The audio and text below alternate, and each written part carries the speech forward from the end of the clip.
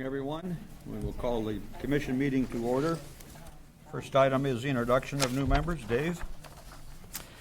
Thank you, Chairman Madsen. It is a pleasure to introduce a large group of newcomers to our board and commission. As we know, and I'll relate this later in the annual report, a lot of retirements over the last year and also an election year, so there are some new representatives. So I'd like to just take a moment. It is in your packet as well in attachment 1. We are welcoming to the commission and board of directors Adam Bell, representing the city of Crystal. He became the Crystal City Manager in January, previously was City Administrator in Bayport, Minnesota, where he worked for the past 6 years. Adam, welcome to you. To the Cable Commission, we have a number joining us. Chris Lawrence Anderson, representing the City of Brooklyn Center on the commission, served on the Brooklyn Center City Council for 9 years, previously worked as a Director of Operations for a local manufacturing firm. Not here yet, but coming soon. Judy Hanson, representing the city of Maple Grove, right over here, served on the Maple Grove Council for 7 years, first received an appointment to the council in 2015. She's been assistant city attorney for St. Paul and also a Special Olympics coach and volunteer. Judy, thank you so much. Tracy Camish, representing the city of Crystal on the commission. Tracy right next to Judy. Began serving her first term on the Crystal City Council just in January. Worked as a sonographer, correct, with Methodist Hospital in St. Louis Park for 26 years. Welcome. And one other that is not with us yet is Sheila Webb, representing the city of Robbinsdale on the commission. Sheila has served on the Robbinsdale City Council for 2 years. She has a graduate degree in social work from the University of Minnesota and works as a licensed clinical social worker. And then we have one member of the CCX Media Board that is brand new, Kevin Vandenberg. Unfortunately not able to be with us. He had a vacation planned ahead of this. He was elected by the CCX Media members in November of 2022 to represent them on the board of directors starting this year. And he is a resident of the city of Golden Valley, so we welcome him. Sheila Webb just coming in from Robbinsdale. We're just welcoming some new folks to the group, so there are a few more seats right there and over to the side. And I also want to introduce Christine Strack. She is an administrator with MACTA, which you have heard in the past, a state organization. She is helping us today, taking some notes and minutes. Welcome to everyone who's new to the groups. Thank you, new members and old members. Next item is the minutes of the November 17, 2022 meeting. If there are no adjustments to that, I would like a motion to approve. So moved. Motion been, is there a second? Second. All those in favor say aye. Aye. Opposed? Carried. Treasurer's report. We have Dave, do you want to introduce Julie? Yes, I'd be happy to. Julie McMackins is joining us today. She's right across from me. She works with Abdo Financial Solutions, and she has been involved in our organization for a little bit of time here, has been the one that has been spearheading the financial review and evaluation of some of our operations. So we asked her to come today to help us out through the treasurer's report. Little different look to it from what you've seen in the past. So again, we thought it would be helpful to have Julie here. So welcome, Julie, and please take us through the report. All right, good morning, everyone. Thank you for having me here. As Dave mentioned, Abdo Financial Solutions has been helping out for several months. We're currently doing the accounting, finance, payroll for the organizations. We typically prepare a quarterly report for our clients that we do this work for. So, like Dave mentioned, the look and feel is a little bit different than it has been in the past. I do have a slideshow presentation, so on the screen behind me and in the corner back there. You can go to the next slide. In our reports, we typically go through the cash balances as well as revenues and expenses for the different funds, or in this case, the two organizations. Looking at the cash and investments, your cash and investments compared to December 31, 2021, and we're looking at December 31, 2022, is decreased about $451,000, and we'll touch on that in a few minutes as to the reasons for that. Next slide. This slide shows a graphical representation of the cash and investments over the last few years, mainly just looking at the trends of those cash and investments and showing that you are meeting a 50% reserve in those cash and investments. So with the commission, the quarterly franchise fees come in, and that's where you see those spikes in the cash balance each year.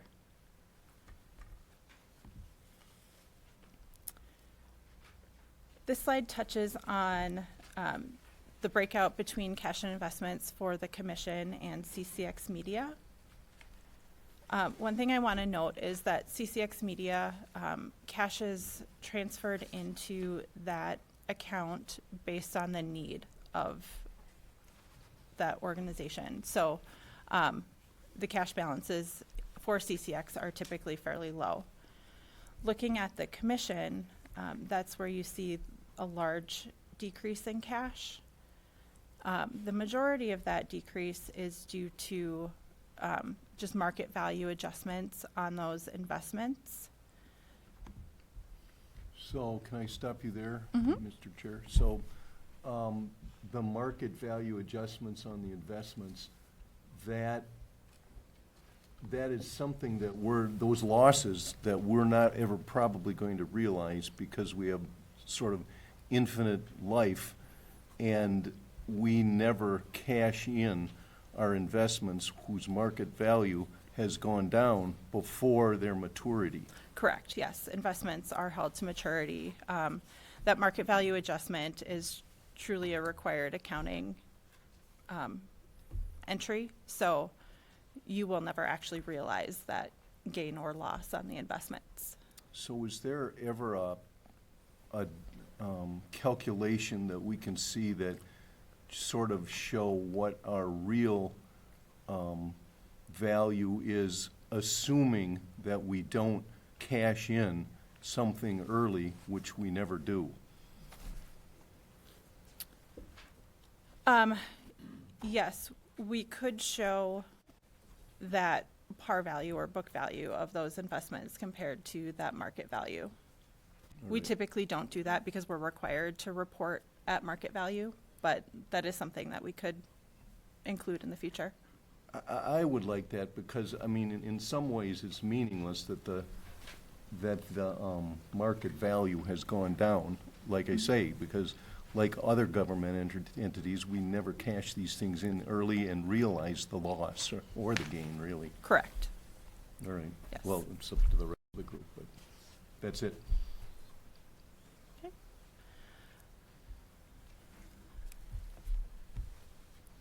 All right, looking at the next slide, this is the revenues and expenditures for the Cable Commission. I know it's kind of small on the screen here.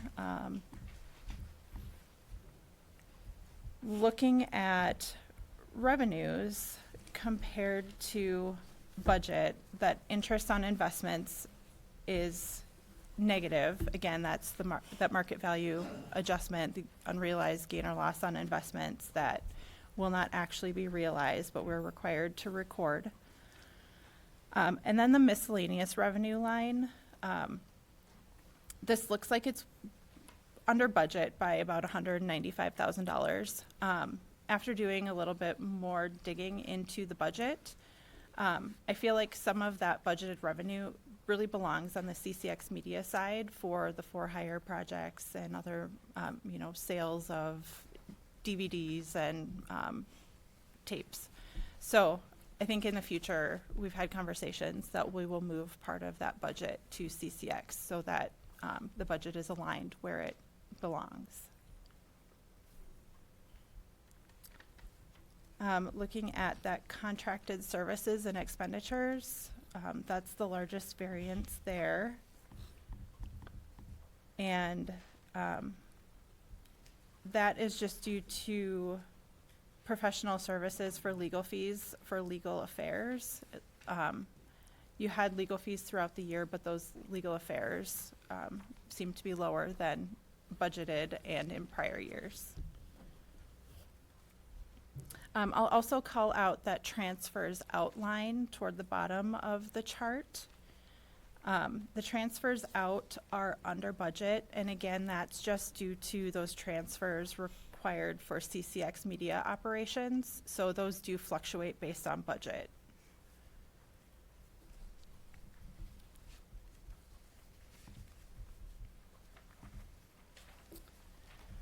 Looking at the CCX media,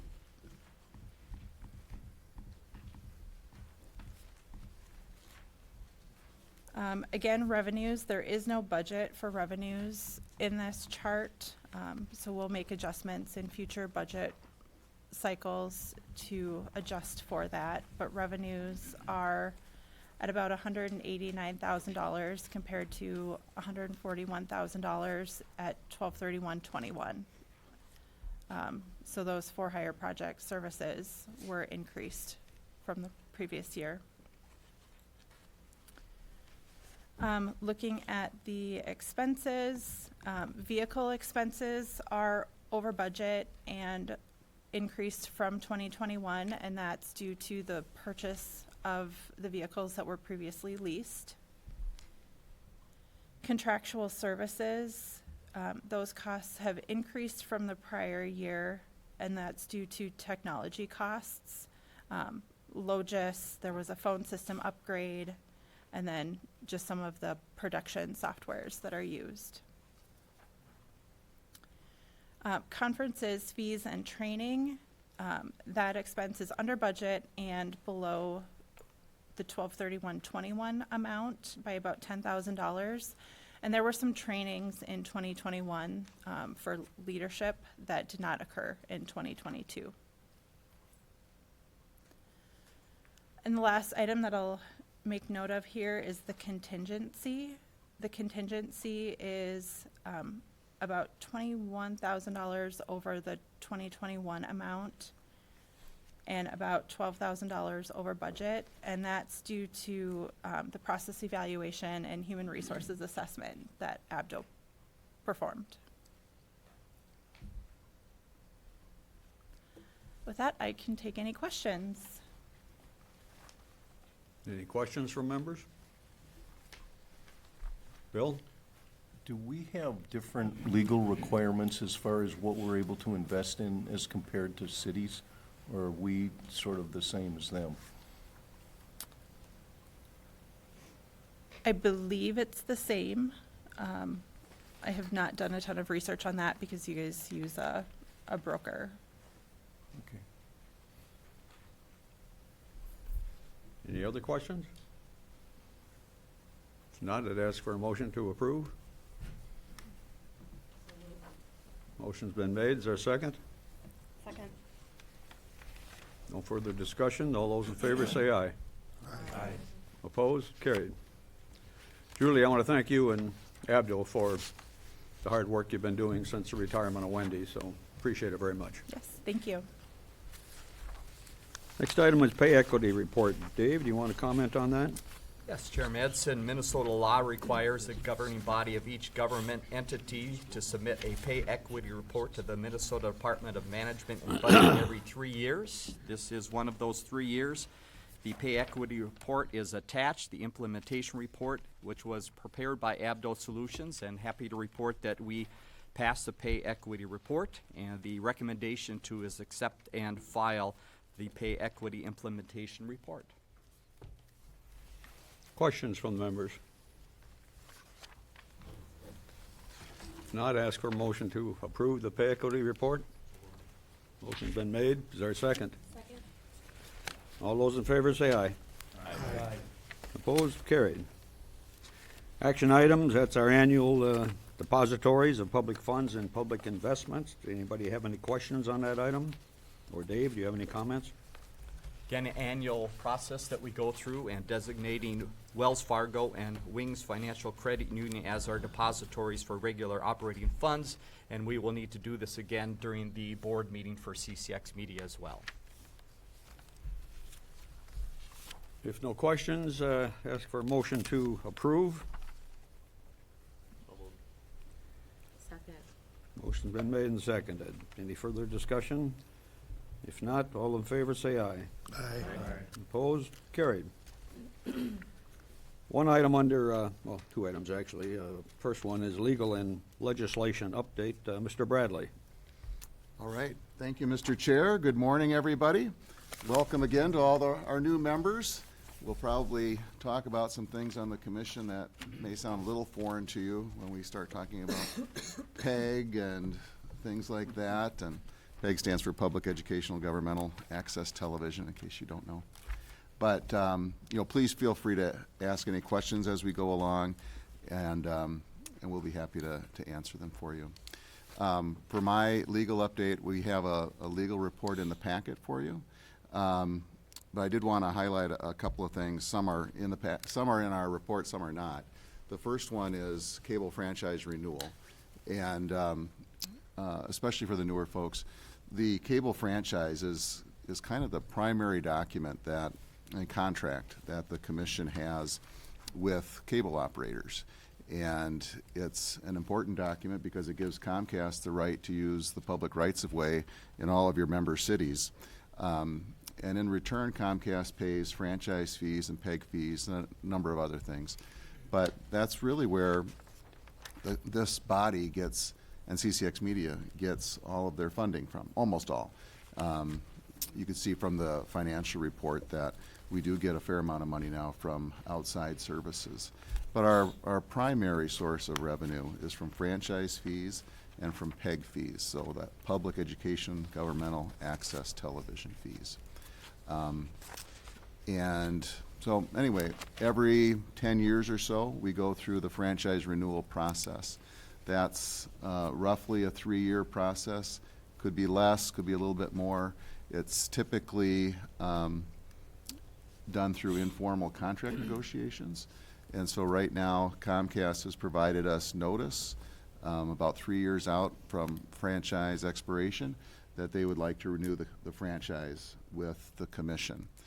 The commission then started the internal process of starting to review, what their priorities are going into franchise renewal. And part of that is talking internally with staff to see what the organization needs, but it also means going out to all of your member cities and visiting with your staff, sometimes mayors, key council members or council leadership, and staff of different departments to kind of see what your member cities are looking for. And it's a good opportunity to touch base, to kind of get some feel about how your member cities are feeling about the organization, what can the organization do better, and what are we looking for in the commission and CCX Media going out 10 years. So that's been going on, and we just wanted to make sure that you were aware of that, and we'll be continuing that process. And I suspect by probably the mid part of 23, maybe the third quarter of 2023, we'll probably start visiting with Comcast about the renewal contract. Okay? So that's cable franchise renewal. Happy to answer any questions as we go along on that.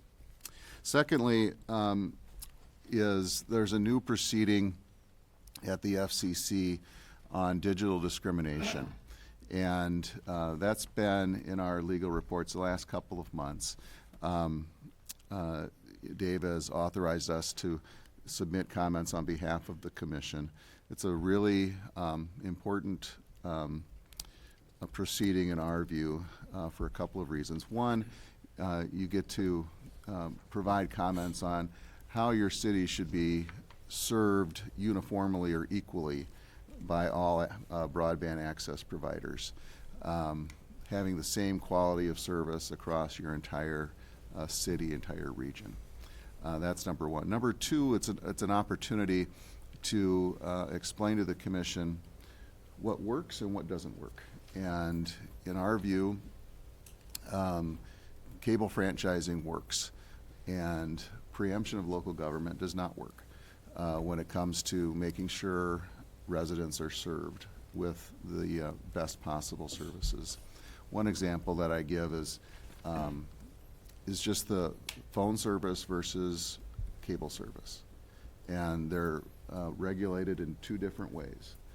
And phone service, if you remember, some of you will remember 40 years ago, telephone companies had 100% penetration. So if you had a house, you had a telephone. And then cable television started with cable franchising. And the cable franchising authorities, which this body is a cable franchising authority, made sure that the system not only went to all the houses, but you would also look at the quality of the system serving your residents. And so this group, back in the late 90s, early 2000s, saw that the system needed to be upgraded. And that happened region-wide here in the Twin Cities and in other places too. And so local franchising authorities required the cable operator to actually upgrade its cable system. Those upgrades, which are still being used today, by the way, laid the groundwork for providing the types of services that you are receiving in your home today. So high-speed internet, digital cable television services, and phone services. And what's happened since that 40 years ago when there was 100% penetration, now that penetration is around 25%. And what is your most reliable broadband option in probably all of your cities? It's probably the cable operator. So I think cable franchising is a huge success and should be used as a model for future broadband services and planning. What's a failure? I think small cell, the preemption of local governments in the provision of small cells. So when you look at 5G, we've all heard a lot about 5G on commercials, I can guarantee you that. But I can also pretty much guarantee you 5G is not rolled out uniformly in probably any of your communities. And you probably only have a handful of,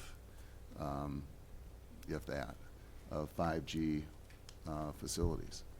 So where you see 5G facilities in the Twin Cities, you'll see it around the Viking Stadium. You'll see it around the Twin Stadium, maybe. You'll see it around the XL Energy Center. You'll see it around the Mall of America. And you might see it at a few places along the highway or whatever. But the point is, the promise when local governments were preempted was that 5G services would be provided widespread across your communities. That's not the case. And so I think when we're talking to decision makers at the state level, but this proceeding is at the FCC level, it needs to be shown that those policies of preemption have generally not worked. And it especially doesn't work when you make those policies and you don't address consumer protections and you don't address the build-out of these systems. So it's an important proceeding. We're going to be submitting comments on Tuesday. So, and so in your next packet, you'll see the comments. You'll probably also see our reply comments. We'll be doing that the following month. Okay. Just a couple more things. I was fortunate enough to be asked by NATOA to present a national seminar on the FCC, the Hill, and the courts. I presented with two other people. My task was to give a summary of the court decisions in telecommunications matters that are relevant to local governments. That was in January. I also had a chance to speak with the Oklahoma Association of Municipal Attorneys about right-of-way agreements for Oklahoma cities. And so that was nice of them to ask me to present there. And my law partner, Nancy Warner, who some of you may know from her time at NATOA, she was asked to present an eNATOA national seminar on future right-of-way agreements, which kind of goes to what we were just talking about with these comments. So, so those were nice things that we were asked to do. On the FCC, The FCC still only has 4 commissioners, 2 appointed by Democrats, 2 appointed by Republicans. The third Democrat commissioner has been held up in committee for, it seems like years, and it probably has been at least it's been probably 18 months, I bet. But that third commissioner's name is Gigi Schoen, and she had her third Senate hearing, and I don't know if she's going to get through or not. So there's when you read reports, you kind of hear mixed things about whether she's going to get through or not. So it's challenging for the body to get a lot of work done when it's split down the middle and you need a majority to pass anything. So that's our update on the FCC. Legislative efforts across the country. I mentioned that we get most of our revenue from franchise fees and PEG fees earlier. And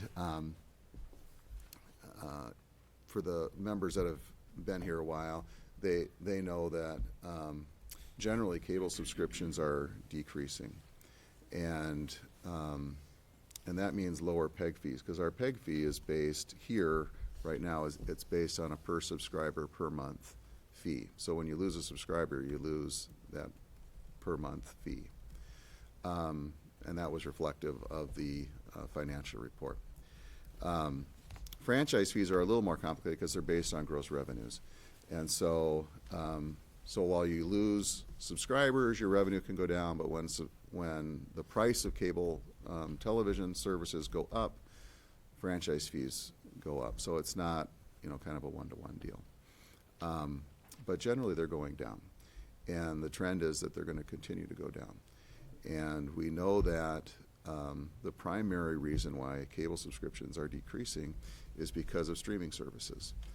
And so you're starting to see efforts now in other parts of the country for basically replacing that revenue for bodies like this.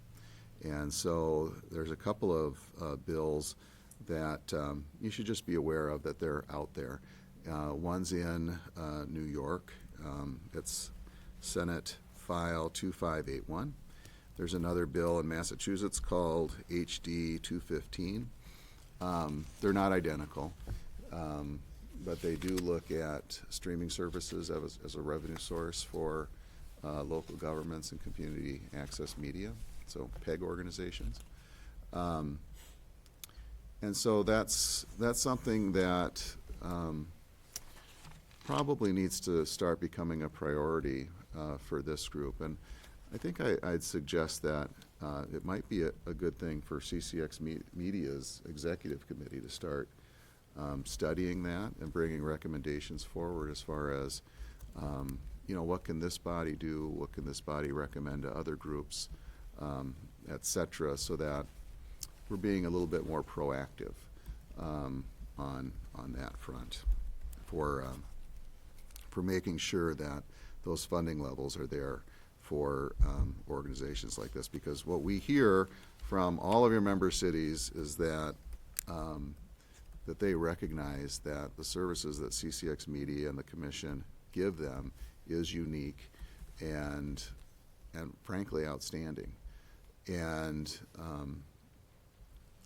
but they also, when you start talking to them, they realize that that's an issue that we need to address, is that funding level. So, and there's only so much we can do through the cable franchise. Okay. That's my legislative update. Last thing I'll just mention is, I think maybe we've mentioned it here before, but it's been a while since the Commission and CCX Media have looked at their bylaws.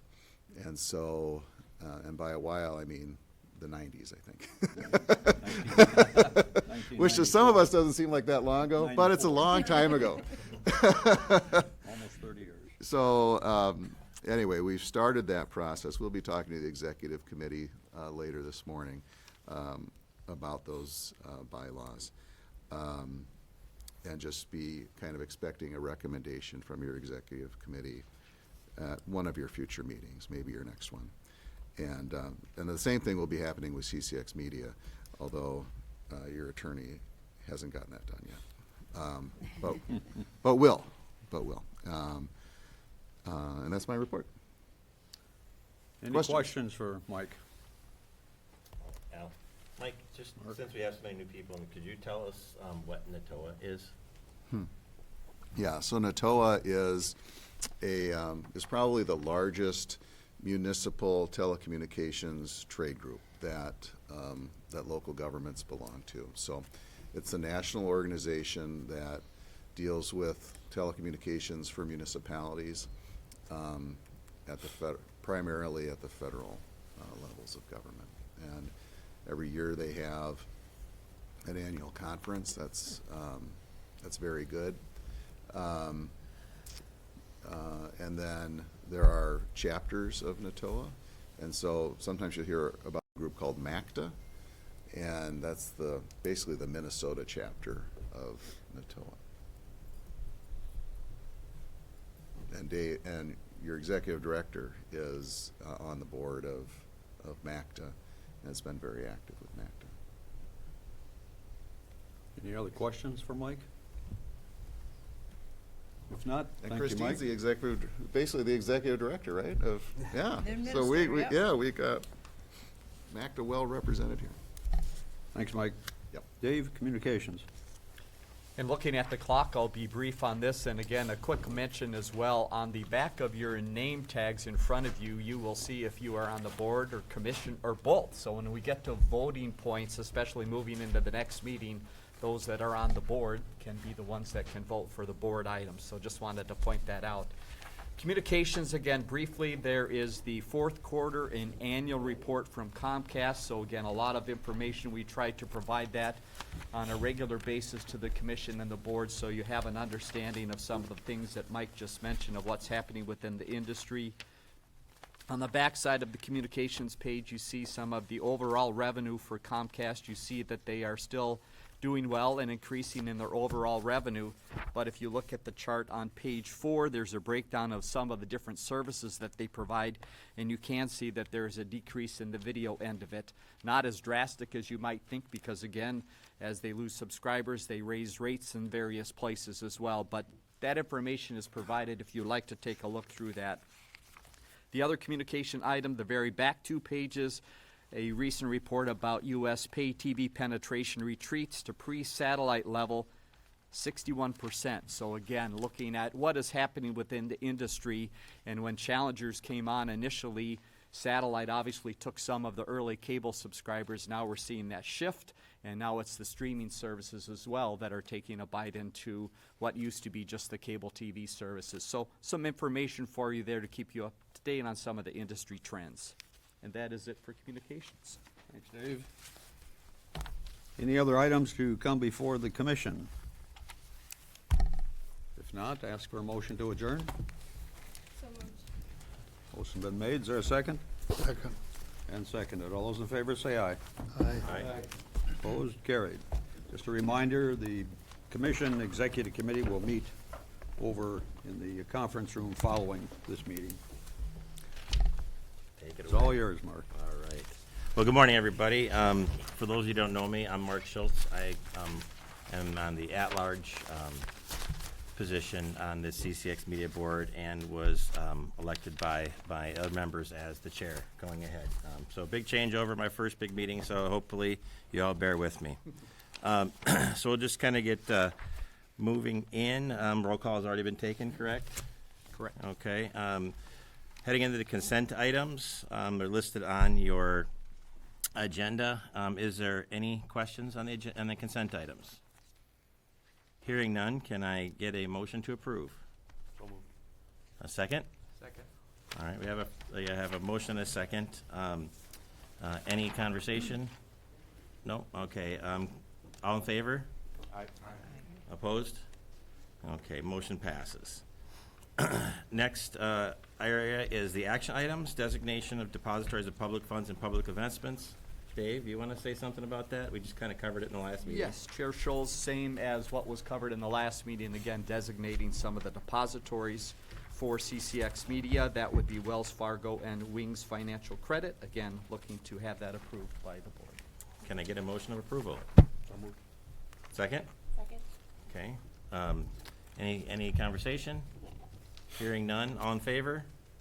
Aye. Opposed? Motion passes. Resolution accepting donations to CCX Media. Chair Scholes, a very nice part of our meetings, recognizing that there are people that do donate to our cause, something that we have worked in a little bit over past years. This is from the months of November, December, and January.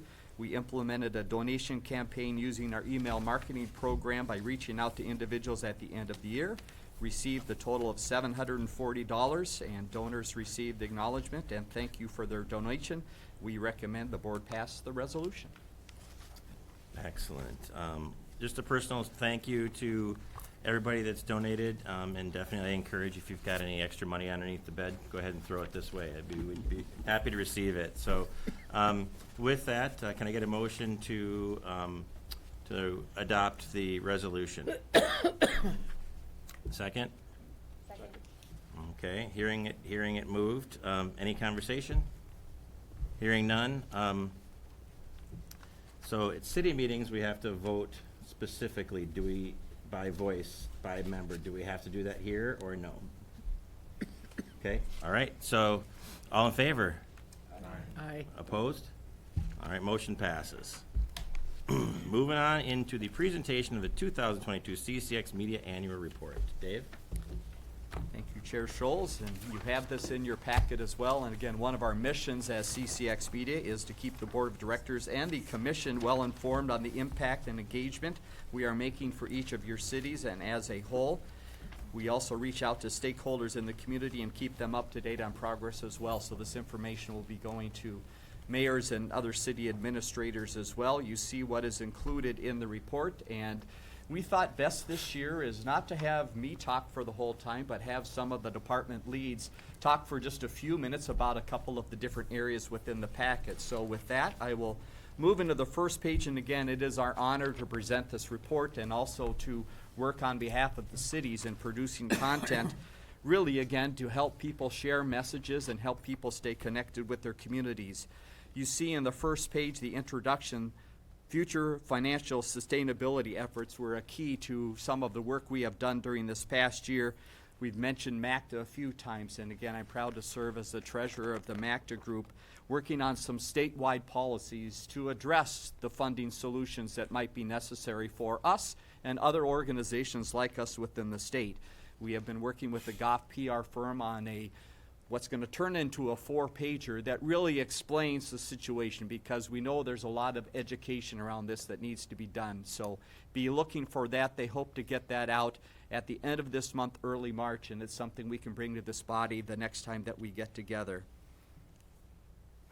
Also, creative services, you'll hear some of this within our report later on in the annual report, but something we have worked on.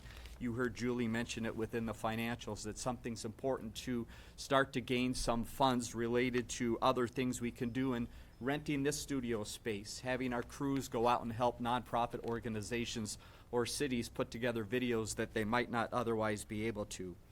Other changes that you will note here, obviously many changes on our commission and board. We had retirements on the commission and board. You see the members listed up on the page, and you see on the far right side some of those that have retired. Ann Norris, Phil Leith, Kirk McDonald, Marcia Glick, and then the passing of longtime board member Dwayne Orn, Dr. Dwayne Orn. So again, we thank them for their years of service, and that's why so many new people are with us today. Also, longtime staff retiring, so it wasn't just external, it was internal as well. And you see the pictures of Mike Johnson and Tim Gaffron, who both retired during this past year, and we wish them well. They are doing well, but we miss them here within the building. Also, the election, again, changed some of the board commission makeup we have, and also was a big part of our coverage throughout the year.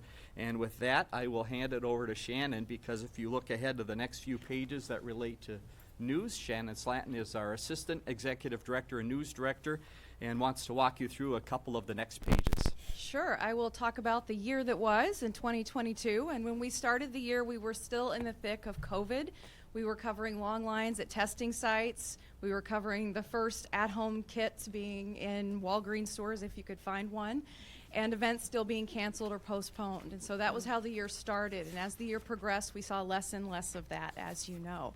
We saw a slew of stories of here's the first time this event is back in person, or this meeting is being held again in person. So those continued throughout the course of the year. And then our school coverage amped up. We do a lot of school coverage, but during COVID, visitors were not allowed in buildings, and that included people with television cameras and tripods. And so we tried to adapt to that. And so one of the numbers that you'll see, I believe on the next page, that kind of gives a picture of that, we only had 19 standout students that we profiled throughout the course of the year. We usually do one of those a week. Right now, in February, we're already at 10, so we will definitely have more than that. It's great to be back in our local schools.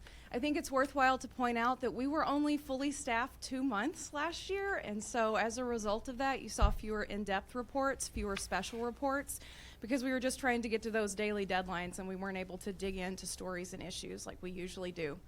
Hopefully that gets back to normal too. I will point out to the board that one of our longtime reporters, Sonia Goins, let us know a few weeks ago that she will be leaving us and accepting a job at the Mayo Clinic in communications. So we are happy for her, but sad for us. So if you have any reporter friends in your Rolodex, please let us know. We're looking. Just to pivot for a moment to the election, there it is. I talked a lot about this in November, so I'll just touch on a few things. I'm really proud of how we do the election. I believe it is very important for us to have an unbiased source of information on candidates aggregated in one place that anyone can access with a smartphone or a computer. So it's a big effort for us, and I think we do a pretty good job with it. I'm really proud of the fact that we have high participation rates from our local city council members, school board members, legislators. And I think that serves us well, too, as an organization, because often when they come in to record their candidate statements, it's their first experience with CCX media, and they are change makers, future policy makers. And so hopefully they have a good experience with us. They get to know us, know that we're professional, we are efficient, we're effective, and then we can call on them again in the future. This time of year, we're trying to get as many lawmakers through as we can to talk about whatever legislation they're working on their way to or from St. Paul. And so they're really busy. We have to work fast, and so hopefully we can get them in and out of our building in about 15 minutes. So we really try to use their time effectively. We got Representative Cedric Frazier in and out in 8 minutes a few weeks ago, so I was proud of that. I said, please tell your lawmaker friends so they can stop by too. So knock on wood, that continues. And I guess I'll end the way I always do. If you've got a great story idea happening in your community or your neighborhood, your city, please let us know. Sometimes we don't get to tell the great stories if we don't know about them. So thank you. Dave? Thank you, Shannon. And again, what we think we'll do is just hold questions if you have them till the end of the presentation so we can get through everything. And I'm sure our fine staff will hang around for a few minutes and entertain some questions. Speaking of fine staff, John Jacobson is here. He is our sports anchor and sports and events director. And you see a few pages of information here. John, give us a little recap of your work for the past year and your great crew. Right. Thank you very much, Dave. Yeah, and without going word by word what's in your report, you can see a lot of what we've covered throughout the year. Just a brief overview for those of you new to this body of what we do as a sports department. Like the news department, and our mission for our department is to cover amateur sports here in the northwest suburbs. So we don't cover the Vikings or the Wild or the Timberwolves unless we have a player who might, a high school athlete who graduates, so to speak, to that level. But our focus is on local amateur and high school sports. And we have our production truck, which we roll out 150 times a year to cover high school games from start to finish. For instance, our next game tomorrow night is a girls hockey section championship featuring Maple Grove High School. If they win, they go on to the state tournament next week. And then we also cover all the other local high school sports too. Nordic skiing, alpine skiing. We just had a state champion from West Lutheran in Plymouth who was a state champion in alpine skiing this week. We didn't send anyone up to Bowabec, but we covered that story and ran a little thing yesterday on it. And did cover them last week in sections. So we try to cover all the sports as best we can from January right through December. Like Shannon had mentioned with the news, it was our first, can't say COVID-free, but it was much more like a different year, much more like 2019, so to speak, compared to 2020 and 2021, and so that was nice. We had a lot of state champions that we crowned. We had our annual Hall of Fame show. If you go to the other side of the building, you'll see the wall of plaques of all of the athletes since 2004 that we have inducted into our Hall of Fame, including the four you see there. Danny Cameronese won a gold medal with the U.S. Olympic hockey team in 2018. Sarah Burnham was a high school and collegiate champion in golf. Nia Coffey still plays in the WNBA with Atlanta, and Rodney Williams is an outstanding high school basketball player at Cooper, who has played professionally and was a good player for the Gophers for a few years as well. So those are some of the things that we cover throughout the year. A lot of state champions in the area. I highlighted a couple of them in my report. Park Center became the first boys team state champion in that school's 52-year history last March. So an exciting achievement for that school and for that program. They were recognized by two local city councils, Brooklyn Park and Brooklyn Center, in April. And state champions through the spring, individual, and into the fall. Wayzata won a second state volleyball championship. And then I'll cap it, my report, with, after decades of talking about other people's kids, I got to talk about my own kid. My son Jack was part of Maple Grove State Championship football team that was 13-0. And although he didn't play in the prep bowl, he was part of that team, and it was just a fun moment for all of us in that community. So that's my report. If you have any questions, I can either take them now or after the meeting. Thank you, John. Yep, we'll hold questions to the end if we can, because we want to make sure we get through all parts. And again, we're walking through the four pillars of our organization. If you look at the bottom of the report, you see the news, sports, and now we're going to hop to cities. Very important part of what we do in a number of ways. So cities takes two of us to give the reports. I'm first going to call on Chris O'Connor, who stepped into some big shoes of Tim Gaffron, again, who retired after 30-plus years and is working with the city meetings and some of the city coverage. Chris. So there was one big change in the city media services department this past year, and that was me. Hello, I'm not Tim Gaffron. I'm Tim Gaffron 2.0. Of course, 2.0 implies new and improved, which I'm definitely younger, but let's say newer versions, we're still working out a few of my bugs. I'm sure most of you know that Tim retired after over 37 years of dedicated service here at CCX, and I think he's probably sitting at home right now watching this meeting. Glad he's not presenting and critiquing my presentation to you all. So, sorry, I'm going to refer to some notes here because, because I need to. I'm not as smooth as Shannon and John. So who am I? I'm Chris O'Connor. I've been with the company for over 25 years in a variety of positions. Most recently as a reporter, videographer, editor with The Connection. And I'm glad to be taking over this challenge with the City Media Services Department.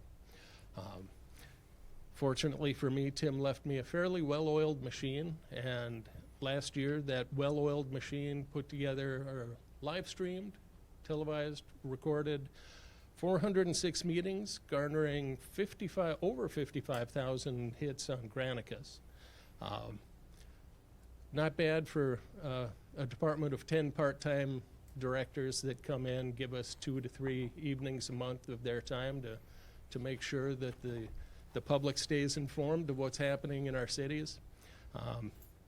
One other thing happened in 2022, Golden Valley. The chamber got a facelift there, and the control room got all new state-of-the-art equipment. One thing we've learned from that is that there are supply chain issues. We're in talks, we're starting to talk with a couple other cities right now about making some changes to their control rooms and council chambers.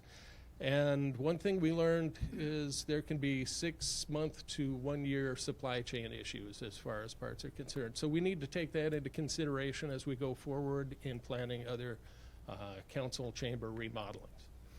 That's pretty much all I have, except I want to say a big thank you to Chris Gaffron, Tim Gaffron's wife, as I can, well, every time I call or text Tim, it seems to be around dinner time, and I can just feel her in the background saying, Chris, really, you're calling now? But that seems to be when the issues come up. And I'd like to thank her and Tim for his willingness to help me out. Thank you. Thank you, Chris. Again, some big shoes to fill, and Chris has done a great job getting used to the system, and now, again, some cities looking at updates and changes. So that will be a next chapter that will not only involve Chris, but also Jamie and Sean on our staff in the IT and tech area, because it is much bigger than just a production equation. It's much, much more. Bottom part of this page, I'll touch on it briefly here.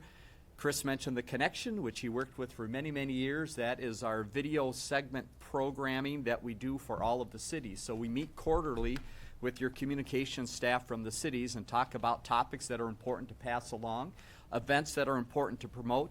So you see there are over 200 videos that were produced for all of the cities. And the great part about those videos is they don't only live on our channel, but they are also on the city channel 16s. They're given to the cities for use on social media website.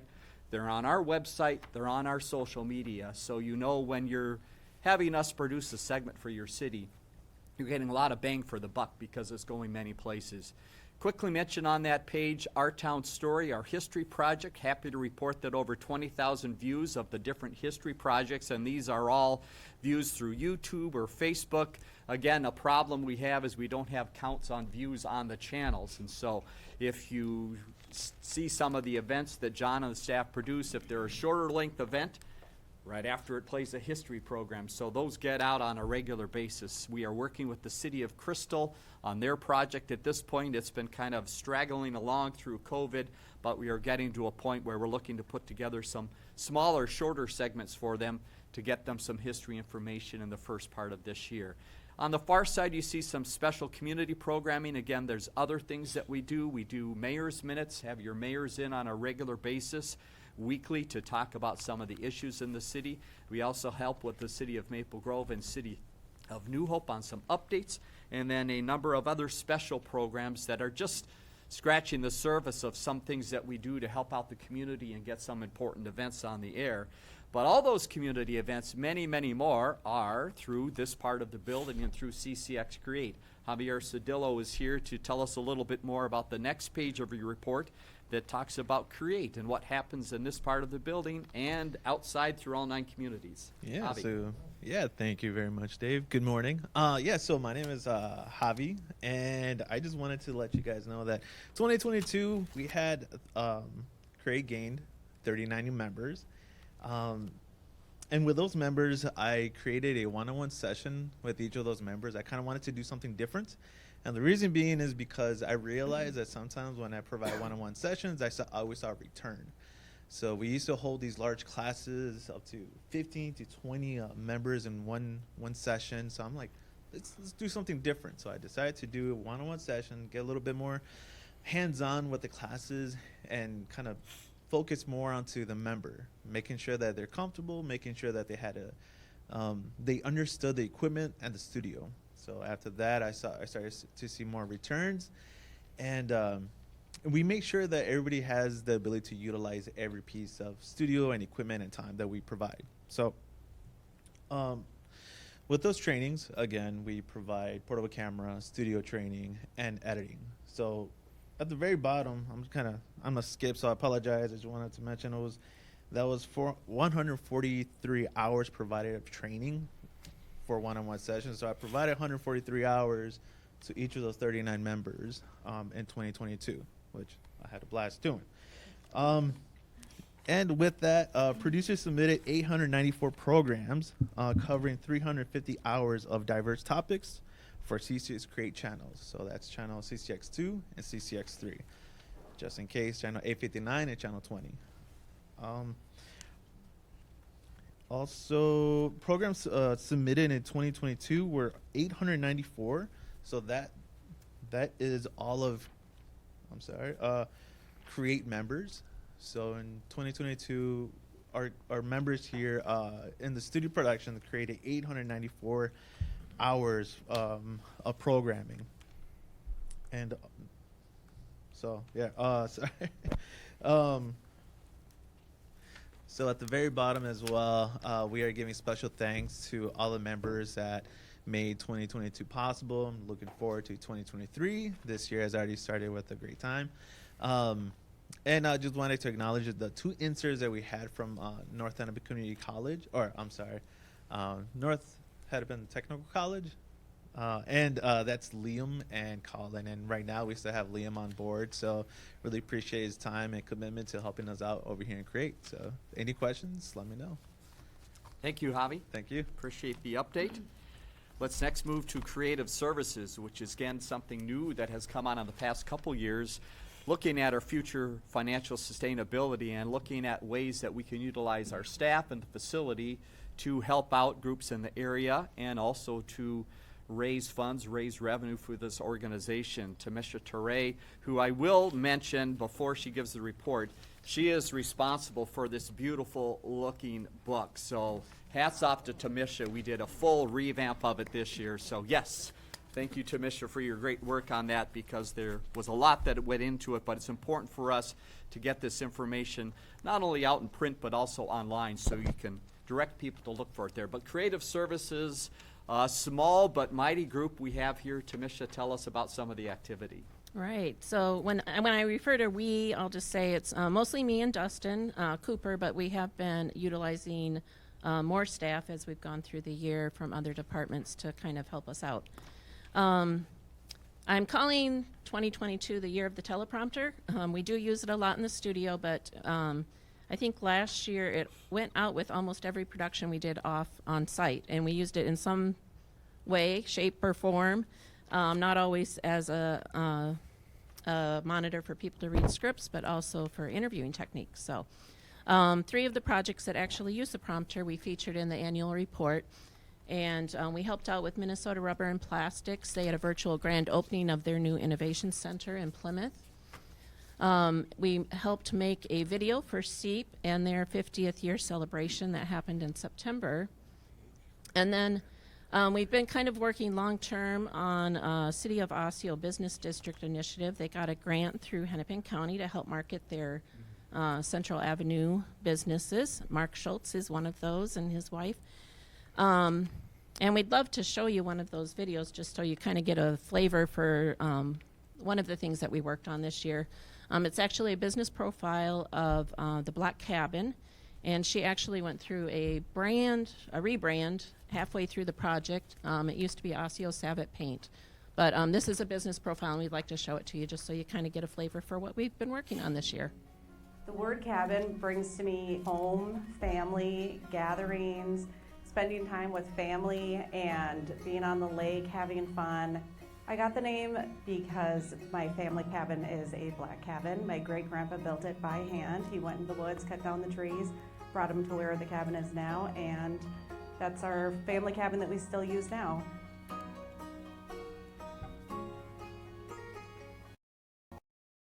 I carry 3 lines of paint in the store. One is Fusion Mineral Paint. It's a mineral-based paint, all in one, and it's a fantastic, fantastic paint to use. Another one that I carry is General Finishes. I carry their milk paint, gel stains, water-based stains, and top coats. It's made in Wisconsin, and they are a great company and have lots of great, great products.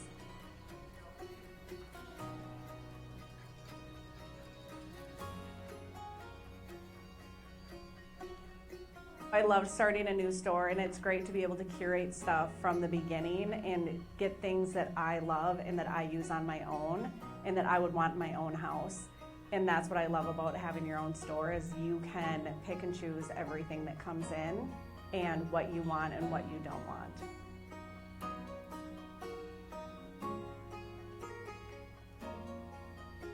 The workshops we offer, we have started like Fusion 101, introduction workshops, and then we started doing more sign workshops, Cabinet 101, and the more we had the workshops, the more people asked about different ones, and that's just kind of rolled through there. We do private workshops. We've done bachelorette parties, bridal showers, and just girls' night out. We've done kids' birthday parties too. So we kind of curate to whatever people need.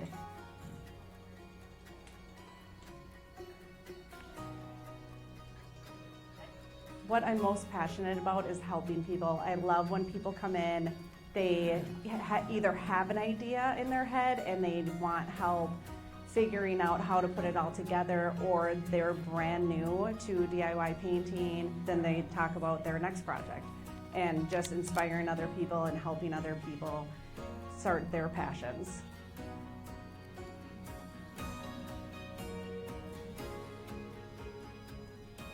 So we kind of tried to do something kind of one of a kind for each of the businesses, and this will actually, it's a longer segment, but we'll also be segmenting it up so she can use it on our social media platforms as well. You can see our roster of clients that we worked with this year. Government and cities were obviously our top clients this year, along with nonprofits we're following closely behind there.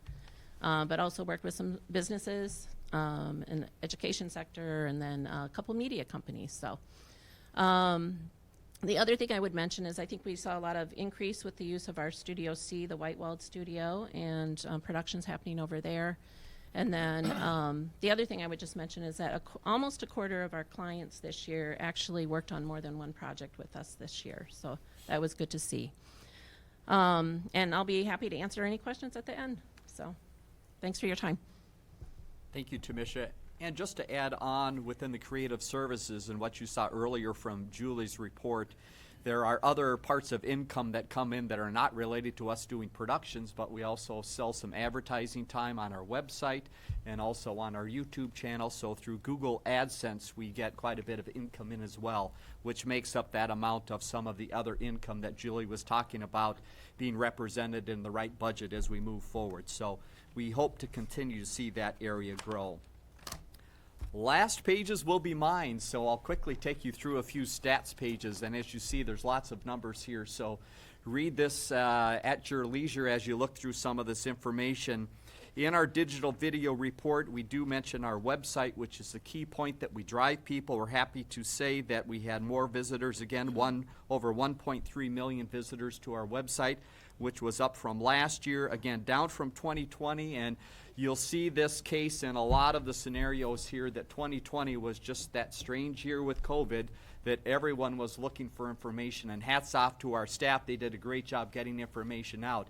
Our goal is to keep a lot of those people that came during COVID and now have them continue to just be regular viewers of our information. And you can see that is happening as you look at some of the trends of some of these lines.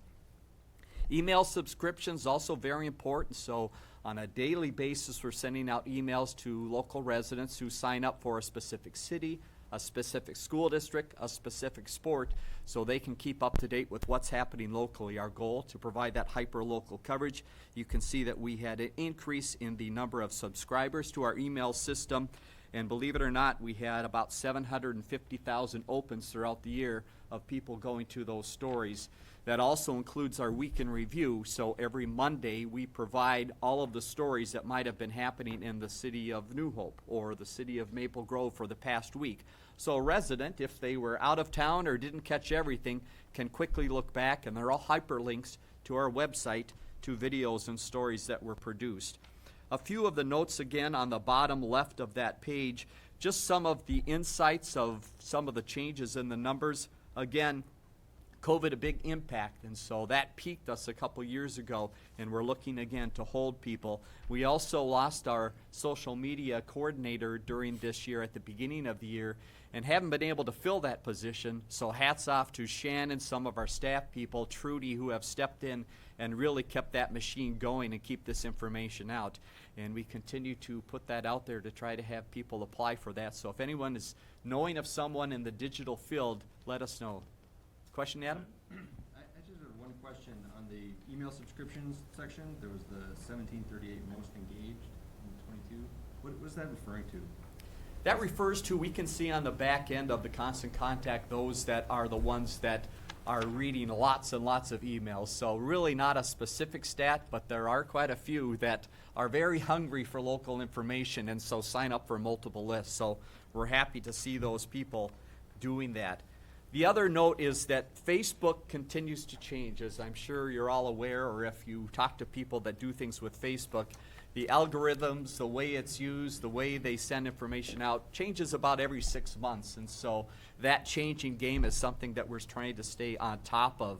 The next page talks a little bit about Facebook, and you see a number of followers on Facebook continues to grow as well. So we're very proud of that.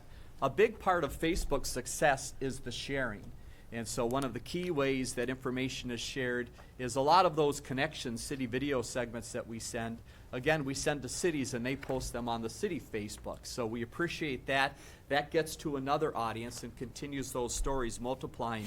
You see on the bottom right, others that have shared, other news sources have shared things out, other, again, groups that we do stories about. We love it when the group puts it on their homepage or sends it out through their social media. That, again, just fuels more people knowing about the local community, becoming more connected and more informed. In addition, on Facebook, we also have a separate page in Facebook that is for Create. So people that are involved in the productions here locally, Paul, who's came in, was back in the corner for a second, one of our producers, Janina as well, they have the opportunity to have things promoted, and we also promote the classes through our Create Facebook page. Next page talks quickly about YouTube. Just give you a couple notes here. Steve, who was with us prior to his being digital media, was involved in sports production. So he had a big passion for sports and made a great step into a national audience for some of our sports coverage.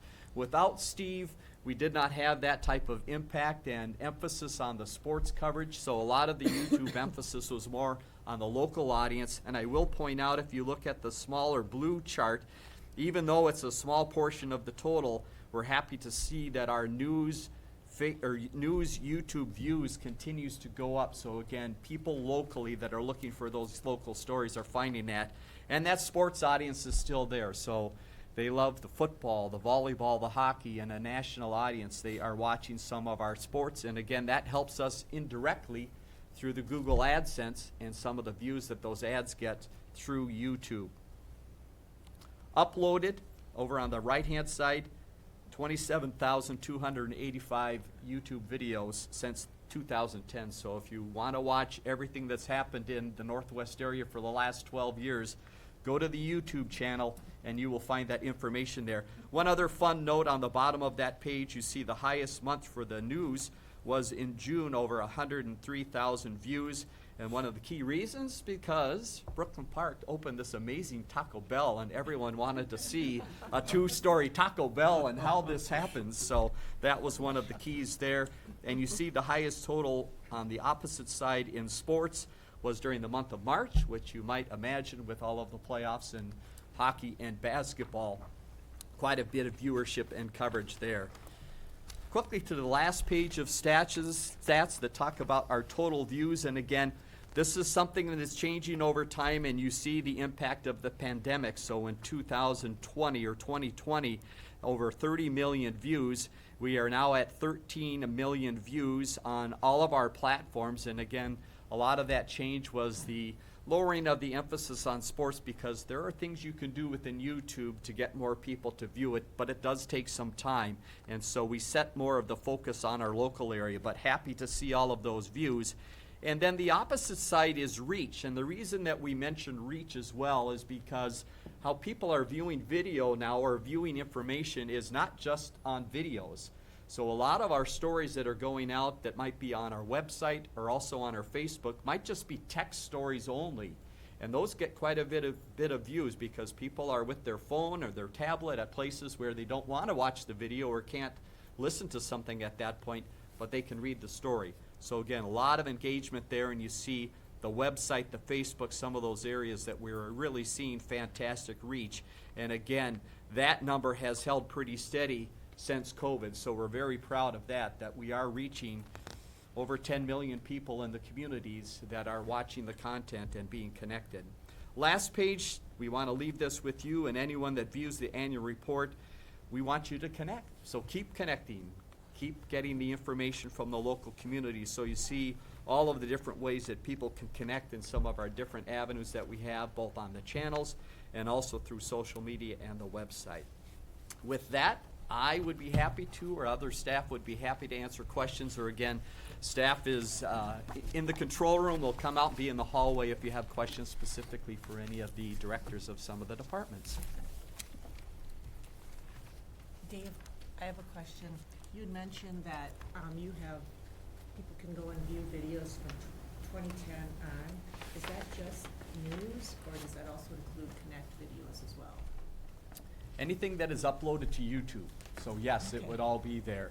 So you could search it on our YouTube channel, but you can also search it on our website as well and look back to past stories. Thank you. Because every story, game that is posted, although that's changing a little bit now, so sports story would be a YouTube link that is again embedded in our website. So yeah, lots of history there. Any other questions? I'd like to commend the staff for outstanding publication, outstanding annual report, so great job. Thank Great. you. Hats off to Tamisha. Great work. I've been here for quite a few years, and I've always been impressed how the annual reports have been done, because they're so nice, they're so informative, but it's so much nicer to see it like this than in just a bunch of piece of paper, and how you compare everything from the years, and I really think it gives everybody a really nice view of what's going on here during the year. Thank you. Thank you very much. Did I see another hand go up? All right. Moving along, is there any other business that needs to come before the committee today? Hearing none, like to make a motion, or like to receive a motion to adjourn.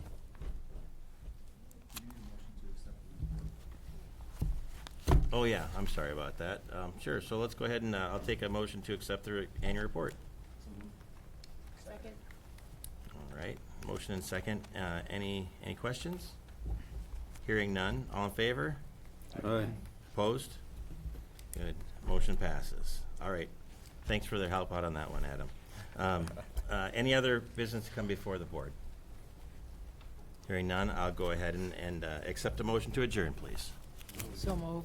All right, moved and seconded, all in favor? Aye. Aye. Opposed? All right, thank you, everybody. We're adjourned.